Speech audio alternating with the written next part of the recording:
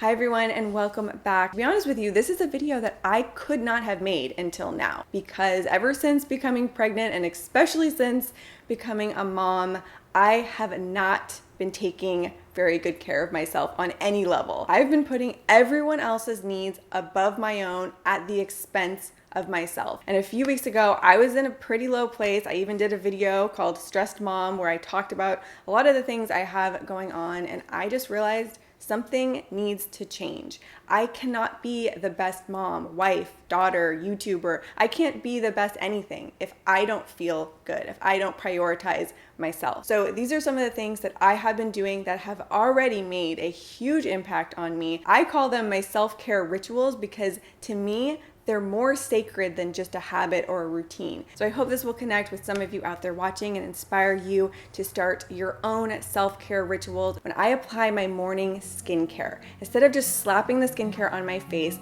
I take the time, I slow down, I massage my products into my face. I make this a little pamper session. I'll go in circular motions all around my face, pressing down on my pulse points.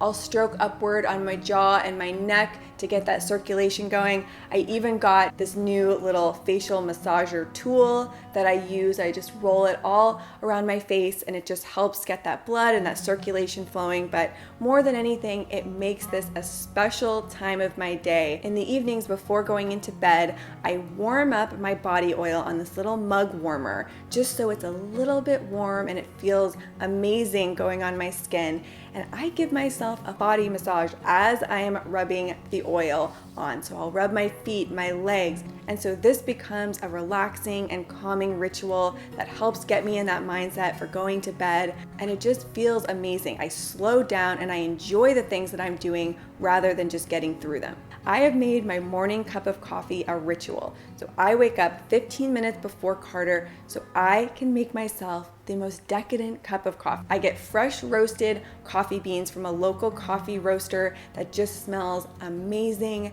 and I use my pour over coffee maker. It just gives me the best tasting coffee. I make my steamed frothy milk, pour the coffee on top, and I take this outside and I sit out in nature. I look at the birds, breathe in the fresh air, and take that 15 minutes to myself. And then at night, my little ritual that I do is I make myself 2 fresh baked chocolate chip cookies and a cup of my favorite tea. I sit down and I enjoy myself. And I have this treat with absolutely no guilt because I deserve it. I work hard during the day. I'm chasing after a toddler. Decluttering and cleaning has become a ritual for me. Having a clean and clutter-free environment makes me feel at peace. It makes me feel good. And in addition to that, while I'm cleaning, I listen to something that's uplifting and motivating. So I get the dual benefit of doing something productive like cleaning and also motivating myself and getting myself in a good mindset. Give yourself a me day as often as you can, as often as you need it. For myself, I have been doing it monthly where I go to a local spa, I get a pedicure. It's the least expensive treatment I can get, but that gives me access to the spa facilities for the entire day. So I really make the most of it. I put on the robe, I go sit by the pool, I read a book, I listen to good music, and I take that entire day for myself. It is something I have on the calendar and I look forward to every month. There was a 75-year study done on happiness, and the #1 finding from that study was the #1 thing that makes us happy in the long term is spending time with our loved ones, the people who bring you up, who make you happy, and having those social connections. So on most Sundays in our house, we throw a barbecue for friends and family, and we just bring people together, we play games, we eat good food, we just spend time together. And this is something that has become so special to me. I look forward to it all week. What I do try to do now is put my phone away when I'm spending time with my family and friends. I turn my phone off or I put it in another room so it's not even nearby and tempting me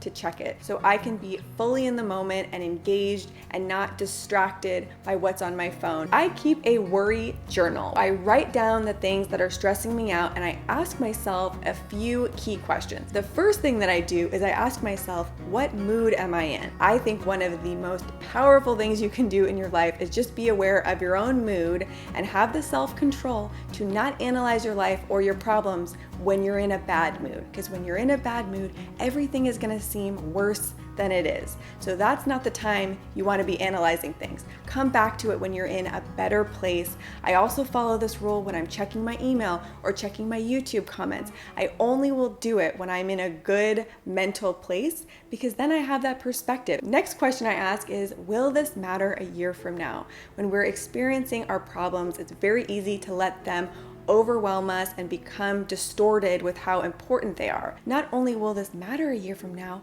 will I even remember it a year from now? And just asking that question can help shift your mindset dramatically in how you're approaching your problem. Next is, do I have any control over the situation or the outcome? If not, then continuing to worry about it and harp on it is just going to make me miserable. There's no benefit to it, so you want to let it go. If yes, then try to take some kind of action towards making the situation better. And the last question I ask is there someone who can help me?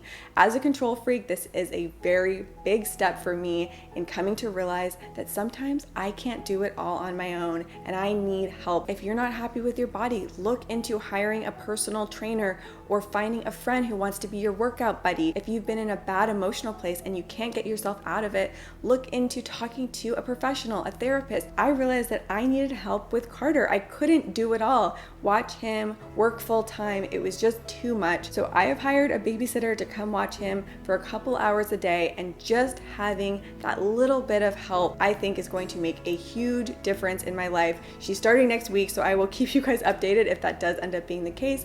But I have to say, I am proud of myself for taking this step. And last thing for this video is create a mantra for yourself, something that you can repeat in your head that's going to make you feel empowered and good and motivated as often as you need it. For me, my new mantra that I've been living by is just do your best. Whatever it is that's worrying me, stressing me out, that's going on in my life, I just ask myself, are you doing your best? And if the answer is yes, then I can be at peace and kind of let go and stop being so hard on myself. Am I being the best mom I can possibly be today? Maybe I don't feel great, but I'm doing the best that I can. This is something that just resonates very strongly with me, but I encourage you to find and create your own mantra, something that connects with you. Write it down in the comments if you have one, or if you can think of one that you want to start adopting, because it's really powerful to just have that go-to phrase that you keep repeating to yourself and that gets you back on track. All right, so these are some of the things that I've been doing recently to take care of myself, put myself first, and just get back to a place where I feel good. Let me know in the comments 2 things, your mantra and one thing that you want to commit to doing for yourself to take better care of yourself starting now. If you enjoyed this video and you're new here, hit that red subscribe button and you'll be notified of my future videos. And with all that said, thank you so much for watching, and I will see you soon with a new video. Bye.